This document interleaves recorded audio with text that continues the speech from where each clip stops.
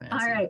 Hey guys, welcome. I'm so excited for this week. I have another male adoptee, and these guys are so hard to come by. So I was so excited when he said yes. Obviously, I found him on Instagram. I swear that's how I find everybody these days. But seriously, I know there's a love hate with social media, but this is one of the reasons I truly do love it. I find these people, get to learn their stories, get to share it with you guys, and then I just love learning. Like I love learning because every adoptee story is totally different.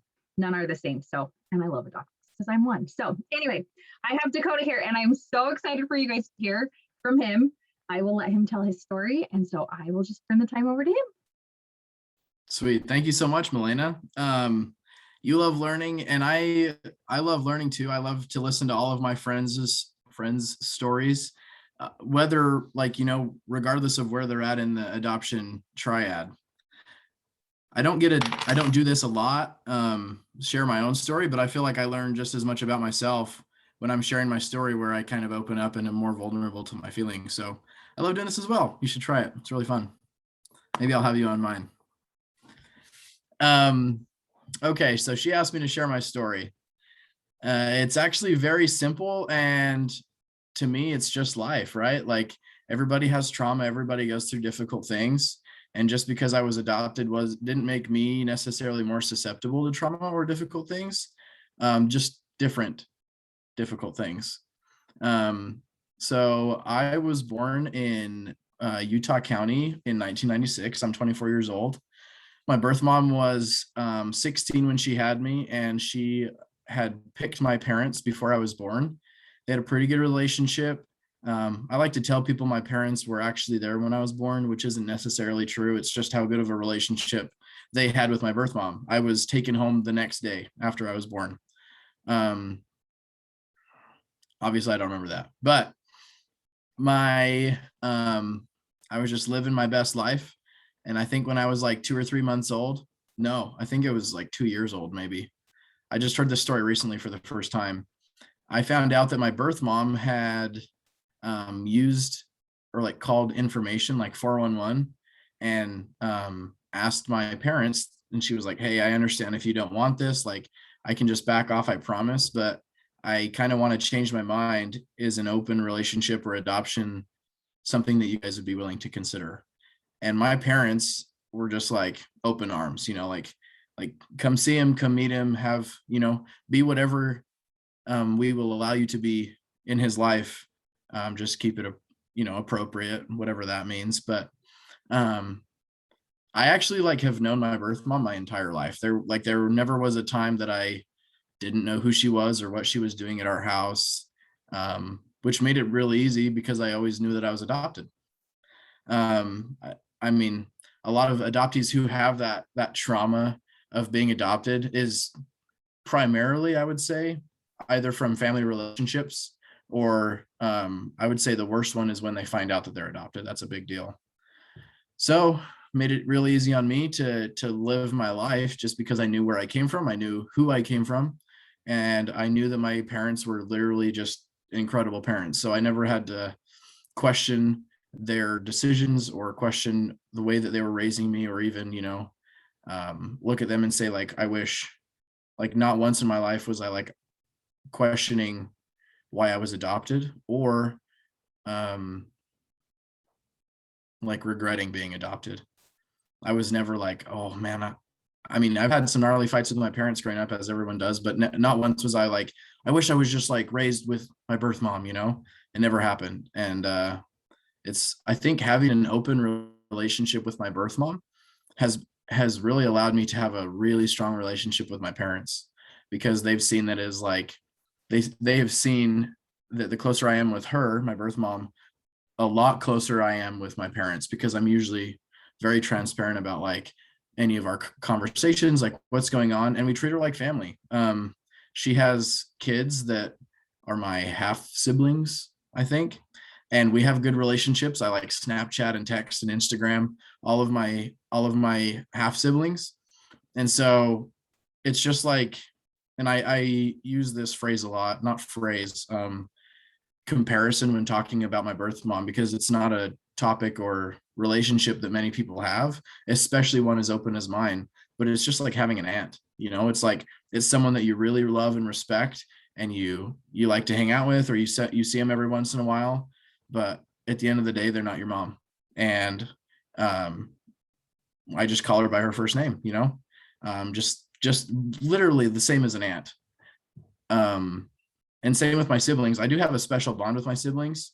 But then again, if you think about like how much you love some of your closest cousins, it's very similar to that. Like I have my siblings, and then I have my half siblings, and my half siblings, I love them to death. We live, I don't want to say different lifestyles, just like we're not, we're in different places in life, and we respect that, and we reach out to each other when we can. We see each other during holidays and to check up on each of our parents. So it's really cool. Growing up was a normal childhood, I guess. On a different podcast I was on, I mentioned that there were times growing up that everybody, like, class would be like, tell us your most interesting fact in your name, like when you're introducing yourself. And mine was always like, I'm adopted. And everybody would just like look at me, and there was crickets. And I'm like, what? That's cool. Like, why don't you give a crap? But as I've like grown older, I realized that was actually like a huge blessing, that they didn't treat me any different. I was a normal kid to them. I had normal parents. My parents were so cool at like letting me do whatever I want, as far as like, we had an open door policy to all of our friends. So it was never like, oh, that's Dakota's adoptive parents, like it was always like, oh, hey, there's Doug and Marcy. And like, they'd be like, no, call us mom, call us dad, whatever, open the fridge, take whatever you want. It was literally just a normal lifestyle. And a lot of people, especially adoptees, don't get to say the same thing. I actually have a brother-in-law who married my sister, obviously, but he was adopted as well from Ukraine, and his story is just extremely different. So it's really cool to see like his perspective. Growing up in an orphanage, like he still has contact with his biological family. They were just in a very difficult place. And then just to see like what his adoption was like. He was adopted when he was 13. So like a lot of things were extremely different. He remembers everything growing up and everything about being adopted. So really cool to see, mainly realize how fortunate I was. When I was 4, we adopted my sister. My parents adopted my sister. I adopted her. She became my sibling. And then 2005, so I would have been like 11 when we adopted my brother. But at that point, the church that me and my sister were adopted through had discontinued doing adoptions. So my parents decided that the best option for them was to go through foster care. And it was really cool. I was still really young, but I remember a lot of that process of them. I was going to classes with them, and I'd get a free stuffed animal if I was quiet, and getting dinners, and my parents being insanely stressed, and the house always being crazy clean, and me not being able to play with my toys because we were having an inspection and stuff. But I remember, not in well detail, but my mom informed me that we had 2 failed adoptions during that time. And I think that I learned about that pretty recently, probably within like the last year or so. And that was like difficult on my family, because they were also like, I don't want to say picky on what they wanted to allow to come into their home, but pretty determined on like who would fit our family best. And in all lightheartedness, my parents joke that they're racist because all of us kids are not white. I'm half Mexican, my sister's half Mexican, but we're indifferent. We're not related by blood. And then my brother's black. We hadn't adopted him yet. And then we actually have his half sister. So they're siblings. But yeah, I remember having some foster kids. We didn't have a whole lot, but the ones that we did have were pretty long term. I remember we had a sibling set, so a brother and sister. The sister was probably like 1 or 2, and she was crazy. And it was sad to see like my mom just like pulling out her hair trying to help this young girl that had been going through so much in the first 2 years of her life, and just like not listening and throwing temper tantrums and stuff. And the son, which was I think a year younger than me, so I was 10 or 11, so he was like 9. He was no different. Like than her. They were just off the walls and very difficult to handle. And it was just crazy to see like how much contention there was in our home, like just stress and anxiety levels like through the roof. But the day that they got to reunify with their family, like I just sat there and cried. I was like, you can't take like 8 months it's growing up and has to like adjust to a whole new lifestyle, and then it's just like gone. I really don't think it was too long after that that my boy, who was born with fetal alcohol syndrome and addicted to some hard drugs, but he was 10 months old. His birth mom was in some difficulties with the law, and he was currently living with his grandparents in southern Utah. And my mom just said that she like felt so strongly that she was like, that was her son. So it was really cool that I remember I was really young, like 10. And I remember we walked into DCFS and there's this little boy and he just comes running up to my parents and like reaches out for them. And he's not like that anymore, but it was one of the most precious moments like of my family. Like if you wrote the Aiken book of life, like that experience would definitely go in that book. You know, sorry, I'm fidgeting. Fast forward, I don't know, 5 years, my parents were pretty dead set that we had finished our family. We were happy. We were living in southern Utah at this point. And I like to brag that I got the phone call because I answered it back when we had landlines. And it was just like this weird introduction. It was like, hi, my name is something with the state of California. Can I speak with your parents? And I was like, sure. Here's my mom. And she heard that and she was like, oh crap, what is this? And they were like, hey, we have Jesse's half sister that was just born. She's in foster care in the Bay Area. Would you be interested in adopting her? And I was like, no way.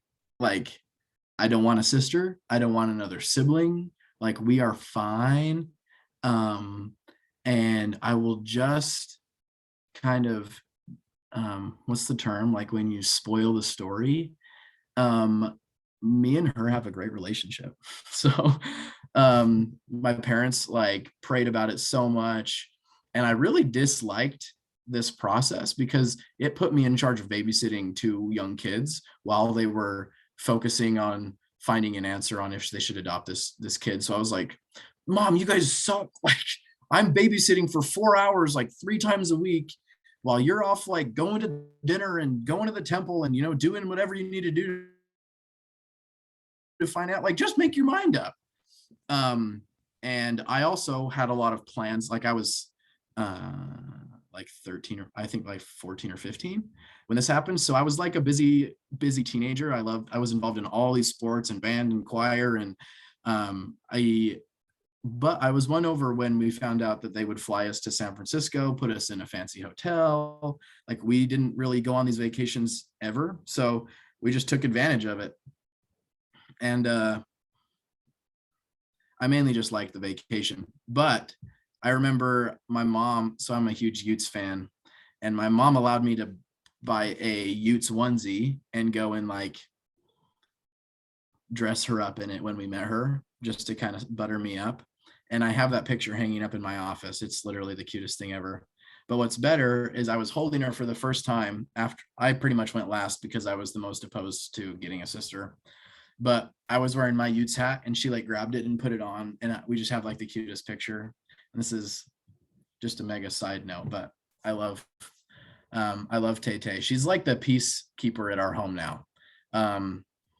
And she also had similar problems when she was born as far as health issues, but it's just very interesting to see the different side effects of different life circumstances and situations that can bring about health issues. So my brother has struggled his whole life with being able to focus and being able to maintain his energy levels. He's 16 now, so he's doing his best, but He's finally been able to like keep track of his grades and be able to focus on class enough long enough. But my sister, his well, she's his sister too, but you know, they're blood related. Different drugs were used during that pregnancy, and she is just like the most mellow person ever. She's just like the world could be on fire, and she's like, it's okay, you know, we'll be fine. Most positive person, she's only 11, but she literally just like she's like the glue to our family. She's so precious to all of us. And what I really like is my family. I've heard my mom's talk about this. They wanted a lot of kids, not a lot, but like, you know, 4, 5, 6, I don't know. But my mom was like, we're going to have them 18 months apart. We're going to retire. We're not going to have kids in the home, you know, and adoption. So my parents really struggled with fertility to get pregnant. It never even happened. They tried for a long time. And there's a little age gap between my dad and my mom, which is not the reason, but my dad was like, hey, if we want to get pregnant, we better start soon, because he was 30 when they got married and she was 20. So moving forward, after all is said and done, looking at all of our siblings, I am 4 years older than my sister, who is 5 years older than my brother, who is 6 years older than my sister. So we have a lot of gaps, right? And logistically speaking, my dad is turning 60 next week and he has a 10-year-old. So they stay young. They stay young. My parents are always running around and going to soccer and doing it, whatever. But I think that those age gaps have really allowed us to just like soak up amazing relationships with each other. We never had to compete for friends or attention. You know, our parents, we were always on different educational levels. So our parents knew that they couldn't just like, hey, help. Like it, I mean, they utilized me and then my sister as much as they could for helping the younger siblings, but also they really focused on taking time, like one-on-one time with each of us, to make sure that we like our grades were okay. We would go to ice cream, you know. But as much as I think about it, like the one-on-one stuff was awesome, but I think that the family stuff was the best. You know, it really like allowed us to just appreciate like the presence of each other. And now that I live 8 hours away from my family and I'm 24 and I've done it for like 8 years, it's still hard. Like I talk to at least one of my parents every single day, and probably all of my siblings every day. And it's just like a relationship that we know will not be any different for the rest of our life. We hear those sad songs about like your sister getting in a car accident or your parents dying or whatever, and we just like that can't be a reality for our family, kind of a thing. We've just like grown so close to each other, and I've seen a lot of families like that. But it's really special for us because they say that that's because they're blood, and I say like, just imagine if it wasn't blood and you feel the same way. You know, it just makes us so much stronger. So it's really cool. I could use some prompts at this point because I'm not sure what else to say. No, you're good. No, I think it's amazing and awesome. And I'm gonna plug this in. I'm kind of in the same similar boat. So my parents had 4 biological children of their own, and then I'm 7 years apart. So there's like a huge age gap. And so I can totally relate, even though I kind of feel like I was an only child. Like having my own children, it's super foreign to me with how close they are and they headbutt and fight all the time. I'm just not used to that because I wasn't ever like crazy close. But I think that's beautiful. And I think it's just like, it's amazing that like how it's worked out and how you guys have gotten so close, and just like how all these different amazing beautiful kids have come into your family with these different, you know, styles and things. And I just love it. Like I love it so much. And it makes my heart so happy every time I hear adoptee stories, because there's some that are so hard to listen to because they haven't had like a same experience like Christine and you with a really good upbringing and those kinds of things, and a really good family life. And it's, you know, it's heartbreaking because it is, because when you're an adoptee, you want the best for everybody. But no, I think that's wonderful. Was there anything like, it didn't really sound like there was anything too challenging for you growing up? I mean, I think that's nobody was like thought it was weird or different that you were adopted. You just cut out. You just cut out for me a little bit. Can you repeat what you said? Like, yeah, it was just like 10 seconds. No.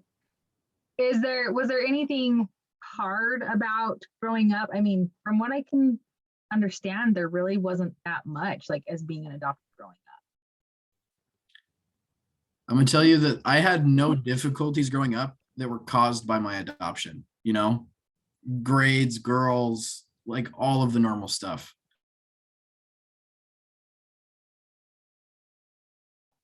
Dang, Love and am I there? You're good. Yes, you're good.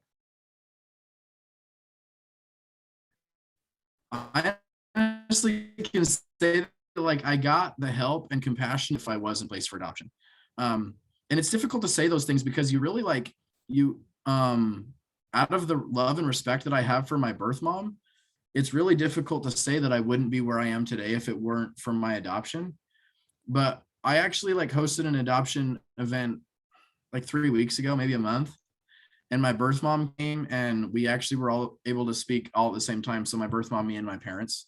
And what was really cool, it kind of just gave me the validation of what I've been hoping to say for my whole life, where she was like, there's no way I could have raised this man to be who he is today. And I am nothing spectacularly special, but I really recognize that all of my ambition and hard work and ethics and morals came because of angel parents that were like just doing their best. No, I absolutely love that. Like, I love that. And I feel like there's kind of a stigma, like not so much, but like to be like, I'm so grateful that I am adopted. And for me, I mean, like I always have been, but it didn't really resonate, I guess. I hope you can still hear me. I think you froze.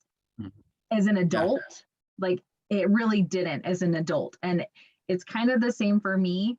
And once I found my birth mom and like really talked to her and figured out why things happened the way that they happened, then I can genuinely say like, okay, yeah, I'm 100%. Like I've never not been grateful for being adopted, but it solidified everything to be like, okay, I know I'm supposed to be where I'm at. I know God put me where I'm supposed to be. If sometimes, maybe it's like, okay, would things be different if that and that and that, but no, I love that. I totally, and I think that's so awesome that the three of you talk about your foundation, because I wanted you to talk about that too. Tell us a little bit about that. Yes. I will start with saying I noticed a while ago that there were a lot of people who were adopted that had the happy adoption, the ideal scenario, that weren't promoting it, right? Because at that point, and I felt the same way, you're just a normal person after that. There's nothing special. And I realized after I started Destiny Adoption Foundation at how many people or antagonists there are against adoption, mainly adoptees. And I was like, holy crap, I got to step up. Because if the only people talking against this incredible thing that can happen are the people who were the result of it, it's going to scare a lot of people.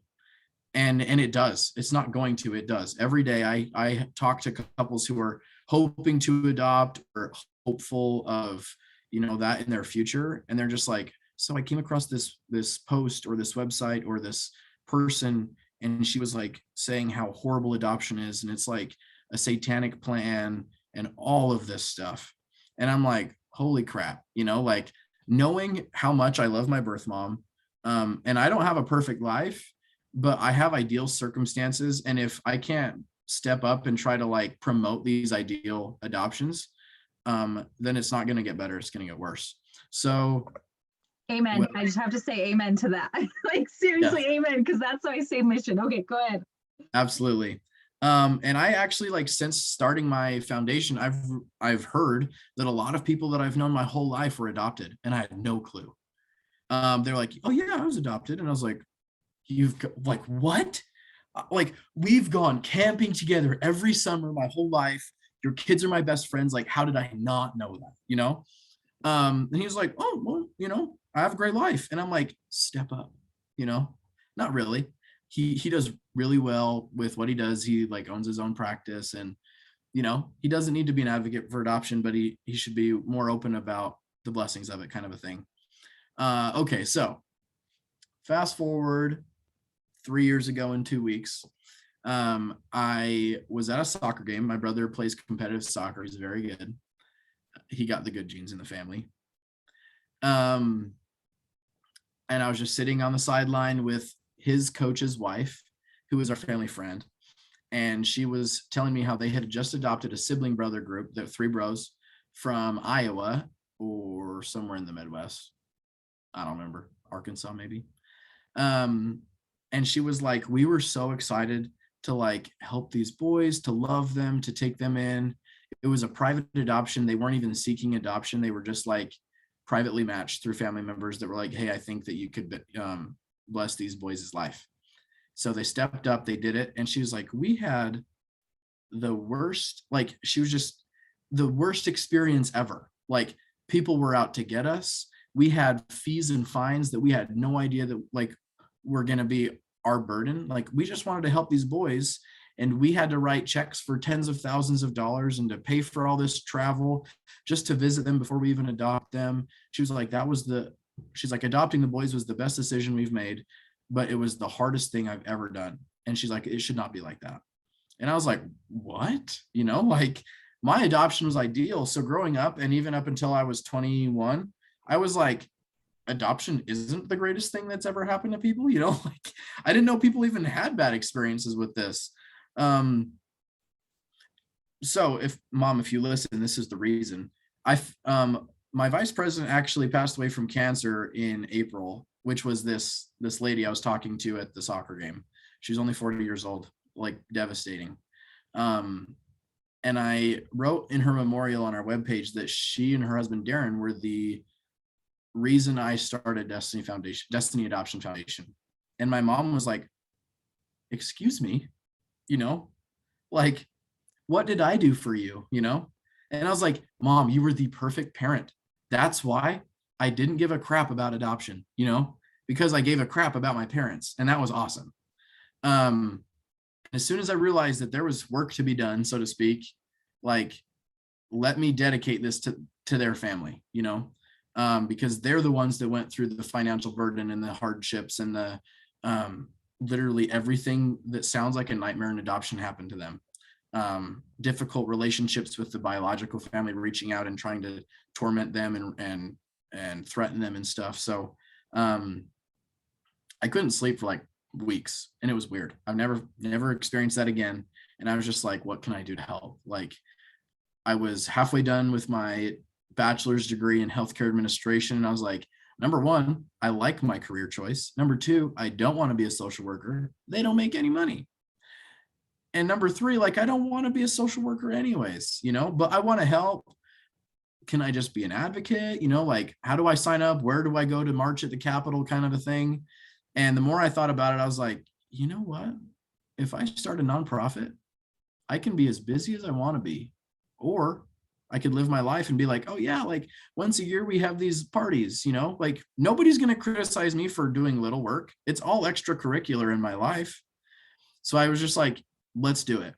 However, most people don't know this. It's very difficult to start a nonprofit. Not difficult, time consuming, a lot of work.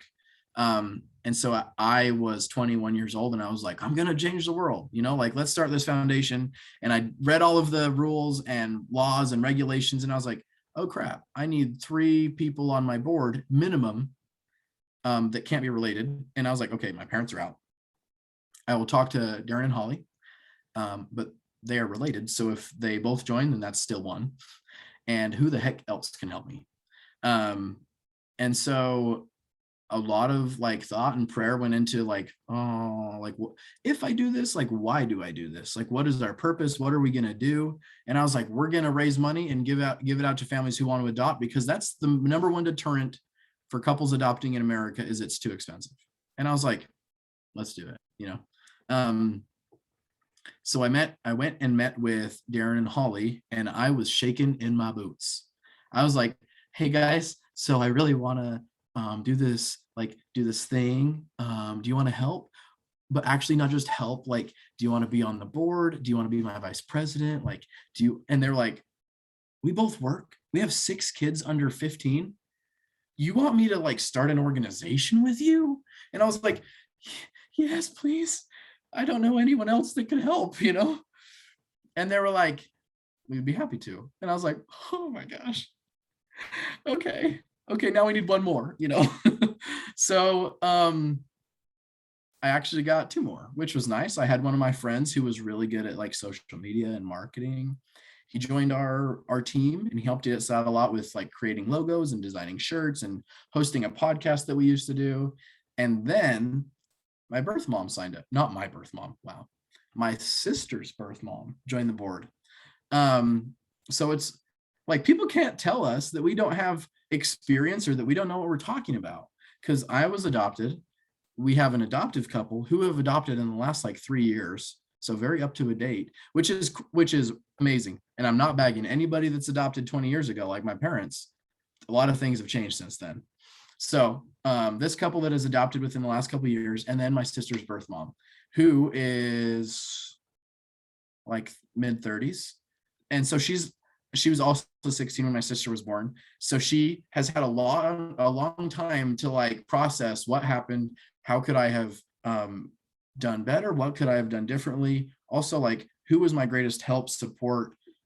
What does it take to maintain a healthy relationship with my birth child when they don't even want to have a relationship with anybody? Like my sister went through a lot in her teenage years, and she either leaned on somebody too much or she completely shut down.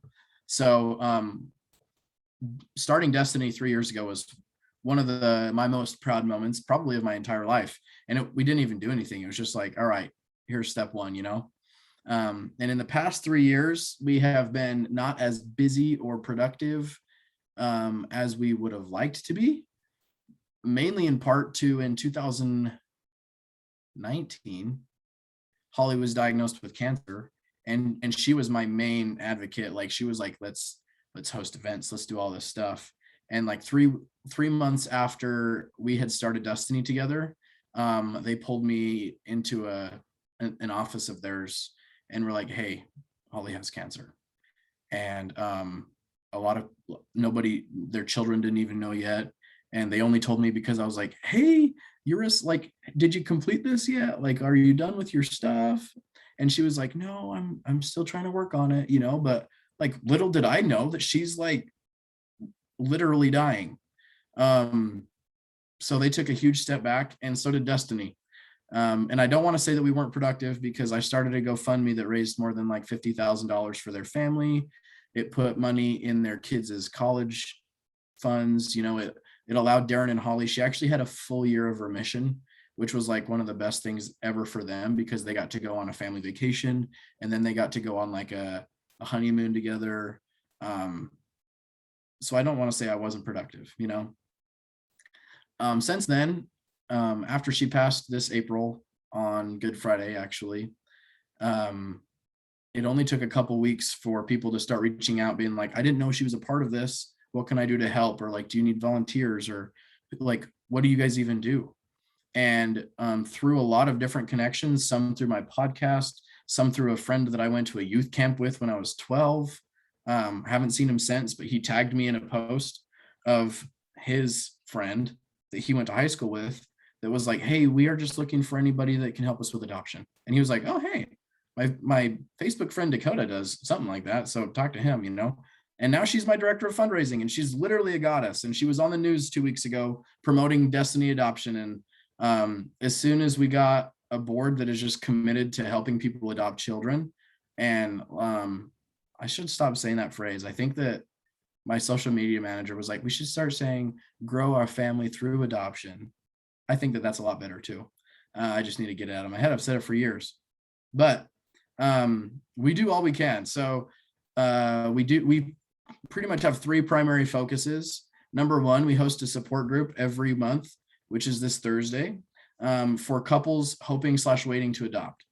Talking to my parents, and as much as I praise them and love them literally more than anything, they were like, that process was the most gruesome and lonely thing we've ever done. And they didn't even have to wait very long. It was just like they felt so alone. People criticized them for adopting. They criticized them for not being able to get pregnant. Like, that's the saddest thing ever. Like, they want a family and they're trying, and I don't want to say sibling, I don't know who it was, but like people were like, why don't you have kids yet? Like, just get pregnant, Why are you adopting that? Like, just have your own kids, all this stuff. And And the more I got involved in the adoption community, I realized that there are a lot of resources for birth moms and adoptees.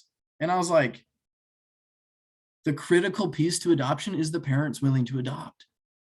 Like, why do they not get the help that they need? Why do not they not get the love and support and compassion and comfort that they really, really need? Like, they have each other for the most part. Like, I mean, granted, there are some singles that adopt children, but I want to say 99.9% of all adoptions are done by couples, and they have each other, they love each other, and they're going through the hardest time of their life up until this point.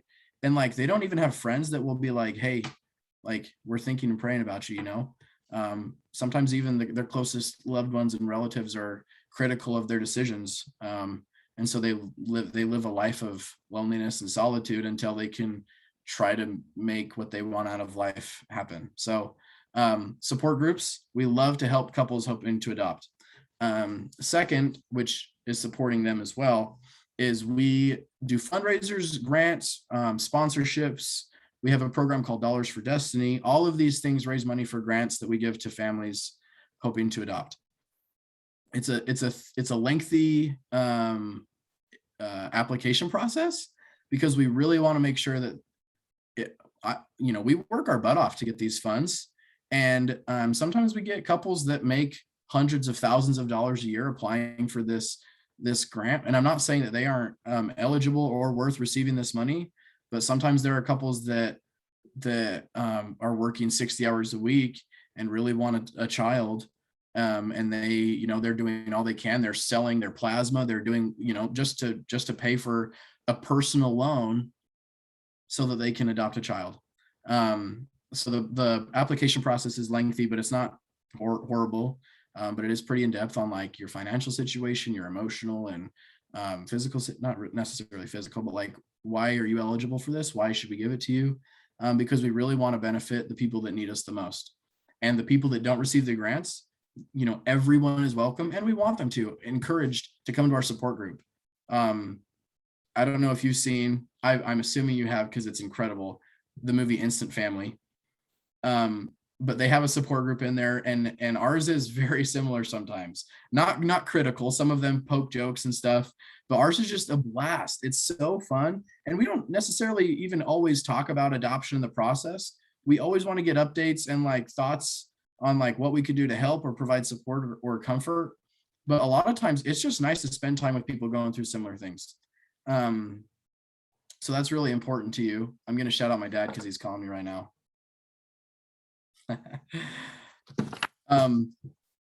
Anyways, so we do the support group, we do the grants, and then like I mentioned, we do the events. And then we had a event 3 weeks ago in the Utah area, Salt Lake, Draper, somewhere. And I think that the greatest thing that came from that was just getting to meet people.